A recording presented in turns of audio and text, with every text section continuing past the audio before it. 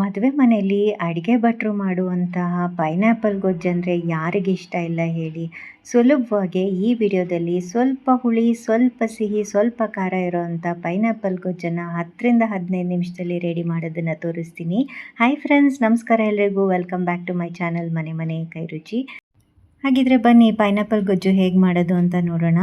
ಮೊದಲು ಒಂದು ಕಡಾಯಿಗೆ ನಾನು 1 ಸ್ಪೂನಷ್ಟು ಎಣ್ಣೆ ಹಾಕಿದ್ದೀನಿ. ಎಣ್ಣೆ ಕಾದ ನಂತರ 1 ಸ್ಪೂನಷ್ಟು ಉದ್ದಿನ ಬೇಳೆನ ಹಾಕಿ ಹುರ್ಕೋತಾ ಇದ್ದೀನಿ. ಹಾಗೆ ಒಂದು 1/4 ಚಮಚದಷ್ಟು ಮೆಂತ್ಯ ಕಾಳು ಹಾಕಿದ್ದೀನಿ. 1 ಸ್ಪೂನಷ್ಟು ಸಾಸಿವೆನ ಹಾಕಿದ್ದೀನಿ. 2 ಸ್ಪೂನಷ್ಟು ಬಿಳಿ ಎಳ್ಳನ್ನು ಹಾಕ್ತಾಯಿದ್ದೀನಿ. 1 ಸ್ಪೂನಷ್ಟು ಜೀರಿಗೆನ ಹಾಕ್ತಾಯಿದ್ದೀನಿ. 1 ಸ್ಪೂನಷ್ಟು ಧನಿಯಾ ಕಾಳನ್ನು ಹಾಕಿದ್ದೀನಿ. ಈಗ ಇದನ್ನೆಲ್ಲ ಚೆನ್ನಾಗಿ ಪರಿಮಳ ಬರೋ ಹಾಗೆ ಹುರಿಬೇಕಾಗುತ್ತೆ.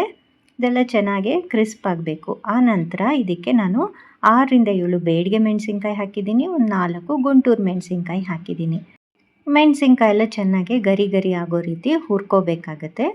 ಬೇಡಿಗೆ ಮೆಣಸಿನ್ಕಾಯಿ ಹಾಕೋದ್ರಿಂದ ಒಂದು ಒಳ್ಳೆ ಬಣ್ಣ ಬರುತ್ತೆ ಗೊಜ್ಜಿಗೆ. ಖಾರಕ್ಕೆ ಗುಂಟೂರು ಮೆಣಸಿನ್ಕಾಯಿ ಹಾಕ್ಕೊಂಡಿದ್ದೀವಿ. ಈಗ ಸ್ವಲ್ಪ ಕರಿಬೇವಿನ ಸೊಪ್ಪನ್ನು ಹಾಕ್ತಾಯಿದ್ದೀನಿ. ಎಲ್ಲವನ್ನು ಚೆನ್ನಾಗಿ ಗರ್ಗರಿ ಆಗೋ ರೀತಿ ಹುರಿಬೇಕು. ಆಗ ರುಬ್ಬಿದ್ರೆ ಚೆನ್ನಾಗಿ ನುಣ್ಣಗಾಗುತ್ತೆ. ಈಗ ಹುರಿದಿದ್ದೆಲ್ಲ ಆಗಿದೆ. ಸ್ಟವ್ನ ಆಫ್ ಮಾಡಿಕೊಂಡು ನಾನು ಒಂದು ಅರ್ಧ ಕಪ್ಪಷ್ಟು ಒಣ ಕೊಬ್ಬರಿನ ಹಾಕೋತಾ ಇದ್ದೀನಿ. ಇದೇನು ಜಾಸ್ತಿ ಹುರಿ ಎಲ್ಲ ಹೈ ಫ್ಲೇಮಲ್ಲಿ ಇಟ್ಕೊಂಡು ಹುರಿಯೋ ಅಗತ್ಯ ಇಲ್ಲ. ಸ್ಟವ್ ಆಫ್ ಮಾಡಿ ಒಣ ಕೊಬ್ಬರಿನ ಆ ಬಾಣಲಿ ಬಿಸಿಯಲ್ಲೇ ಸ್ವಲ್ಪ ಬಿಸಿ ಆದರೆ ಸಾಕು. ಒಂದು ನೆಲ್ಲಿಕಾಯಿ ಗಾತ್ರದಷ್ಟು ಹುಣಸೆಹಣ್ಣು ಹಾಕಿದ್ದೀನಿ. ಹಾಗೆ ಸ್ವಲ್ಪ ಬೆಲ್ಲನ ಹಾಕ್ಕೊಂಡು ಇದನ್ನು ನುಣ್ಣಗೆ ರುಬ್ಕೋಬೇಕಾಗುತ್ತೆ. ಸ್ವಲ್ಪ ನೀರನ್ನು ಸೇರಿಸ್ಕೊಂಡು ಈ ರೀತಿ ರುಬ್ಕೊಂಡಿದ್ದೀನಿ. ಇಷ್ಟಾದರೆ ಸಾಕು. ಈಗ ಇದನ್ನು ಸೈಡಿಗೆ ಎತ್ತಿಟ್ಕೊಂಡು ಬಿಡೋಣ. ಈಗ ಇನ್ನೊಂದು ಕಡಾಯಿಗೆ ನಾನು 1 ಕಪ್ಪಷ್ಟು ಪೈನಾಪಲ್ನ ಕಟ್ ಮಾಡಿ ಹಾಕ್ಕೊತಾ ಇದ್ದೀನಿ. ತುಂಬ ದಪ್ಪಗೂ ಹೆಚ್ಕೋಬಾರ್ದು, ತುಂಬ ಸಣ್ಣಗೂ ಹೆಚ್ಕೋಬಾರ್ದು. ಆ ರೀತಿ ಕಟ್ ಮಾಡಿಕೊಂಡು ಒಂದು ಅರ್ಧ ಲೋಟದಷ್ಟು ನೀರನ್ನು ಹಾಕಿ ಈ ಪೈನಾಪಲ್ನ ಬೇಯಿಸ್ಕೋಬೇಕಾಗುತ್ತೆ. ಪೈನಾಪಲ್ ಬೇಗನೆ ಬೆಂದುಬಿಡುತ್ತೆ.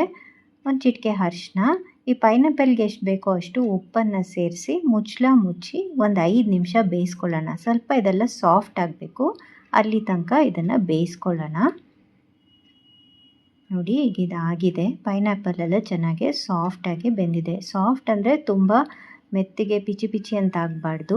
ಆ ರೀತಿ ಬೇಯಿಸ್ಕೊಂಡು ಈಗ ನಾವು ರುಬ್ಬಿಟ್ಕೊಂಡಂಥ ಮಸಾಲೆನ ಹಾಕ್ತಾಯಿದ್ದೀನಿ.